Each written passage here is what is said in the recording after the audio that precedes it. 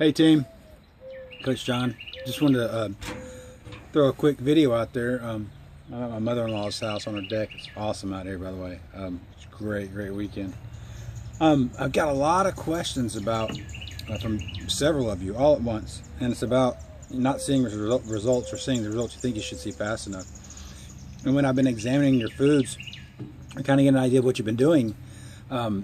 It seems like it comes down to what we call starvation mode, which you've probably seen that before, is when you don't take in enough calories, your body starts storing the food as fat just so it will survive and have energy to be used later on for those other calories you didn't take in that you should have. And so what mainly it'll happen is it'll just stay the same around your belly, because that's where your body holds the fat the best, because that's just the way we're made anatomically. And so that's why it's used at stores at love handles or just around the very bottom.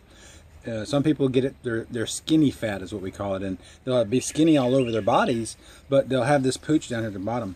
And it's because they're not taking in enough calories. So the only way you can combat that is eat more food. And so what I suggest you do is slowly introduce more food and just increase your amounts, right?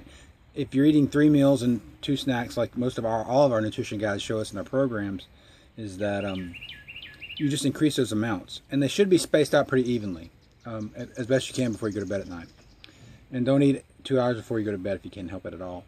And if you do eat 2 hours before bed, make it a very small something, like a small fat or protein, like a peanut butter maybe, or something like that. But if you're going a long time without food and you're under calorie, you just increase the effect of the starvation mode, where it will hold on. And so don't forget, your workouts count as a calorie burn too. So let's say you're eating, oh well, John, I'm eating 3 meals and 2 snacks, and that's great. Based on your, if you look at your nutrition guide, it'll show you what your baseline should be for your food. So go back to your nutrition guide. That's another thing I'll talk about too.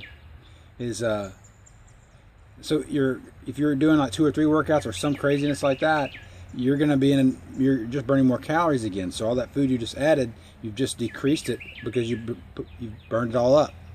So you're back to where you were, because now you may have increased your food, but now you've increased your workouts. You're burning more calories. You just pushed your calorie back down again, and you're still in starvation mode. So that's the other way to look at it.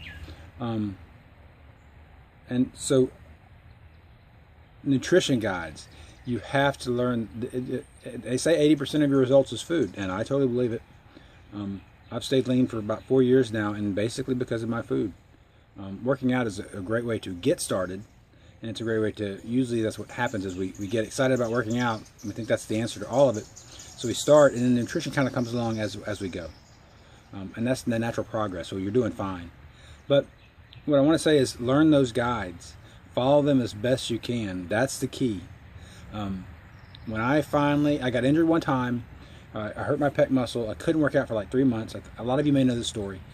And so I didn't know what to do. I mean, I couldn't even jog or move around, because every time I bounced, it would hurt. So I had to stop. So the first reaction was, oh God, I can't, I'm just going to quit. But then I thought about it. I was like, well, that's just an excuse. I said, I went to the boards and I saw these Shakeology customers that were losing weight, and they weren't working out, and they were following some Shakeology nutrition guide. And so I was like, well, my goal is to lose weight. Why can't I just do that instead? I'm not going to sit here and sulk and be mad about my circumstances. I'm going to take control of my life, and I'm going to make a change. And so I looked at my nutrition guide, and I learned it. And I did exactly what it said, based on a non-exercising person. And I lost 10 pounds in 3 months. Very healthy 3 pounds. 10 pounds, I mean. So it's how you look at it. It's, I know I'm going to go off tangent a little bit, but it's also how you perceive what defeat is. If you're always trying and never giving up, there is no such thing as defeat.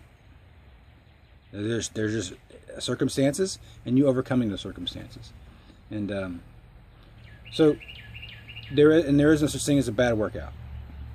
There's just you working out. And you're not supposed to be getting toward the end. You're not supposed to do the whole workout when you start for the first time and haven't worked out in 20 some odd years. If you could do that, you wouldn't need the program. You'd go get something else, or join some craziness. But so give yourself a break. If you do the workout and you only get 5 minutes in, that is success, because when you keep doing that, it's going to get more and more and more over time. You have to ingrain that in your head. That is not defeat. If you're panting and sweating, your heart rate got up, that's more than you did on the couch. So you're already ahead of the curve. And then if you keep doing it over time, it just gets better and better and better. I promise you. I'm living proof. I know it works. You just have to mentally attack yourself and just go for it. But anyway, I just want to get that out about the caloric deficit stuff, the starvation mode stuff. And, you know, again, 3 meals, 2 snacks, kind of spread them out apart. If you're having energy problems and you're bonking a lot, it's either several things. Sleep, you're not getting enough sleep. So mark up, do your checklist. Am I getting enough sleep? Am I getting the right amount of calories? Am I getting enough complex carbohydrates? And I mean like oats, grains, veggies, lots of veggies. And remember, vegetables are not as high in calorie as, say, a grain, right? So you could eat, you could have a handful of broccoli, which is a complex carbohydrate, 3 times a day, and say, "Oh, I got all my I'm eating carbs, John." But when you go back and look at the calories, it's only like 30 calories each. That's only like, you know, what's that? 90 calories. I mean, you may need more than that for your workouts. So you might want to add a grain in there or something like that, or a pasta or a rice or something that has more, a sweet potato. Oh gosh, that's the best. So that's what I see of that too. They're bonking because they're eating food, but they're not eating enough carbohydrates at a certain time during the day. I had an instance where somebody was not eating enough carbohydrates right around 3 o'clock, and so they would get home and they would have these they'd have to have something, and your brain says, "Oh, you'll love this." Your brain says, "They're not eating enough carbohydrates. What do I find for them to eat? Oh, they like ice cream. Oh, they like chocolate. Let me go get." The brain will tell you you must have chocolates now, because it's trying to make you survive on what you need, and it knows that you love it, so it's going to tell you to go eat that because it knows you will do it, so for its own survival. That's how that works. So, but what happens if you figure out how many carbohydrates, you know, plan your carbohydrates, eat those at certain times. Like if you're having a lot of cravings, you probably need some carbohydrates several hours before that craving hits you, and it should satisfy it. But at any rate, and there's other things you can do too, but I'll do another video on that. But all right, remember, 3 meals, 2 snacks. Read your nutrition guides. Love it, learn it, live it, and you'll see the greatest results ever through the food. I promise. Your workouts will increase, your sleep will get better, everything happens. Everything revolves around food, and your workouts is one of those, and so is your fat loss. All right, I hope I haven't taken up too much time today. You guys have a great day. Be great, be blessed, and I'll see you soon. All right, bye-bye, everybody.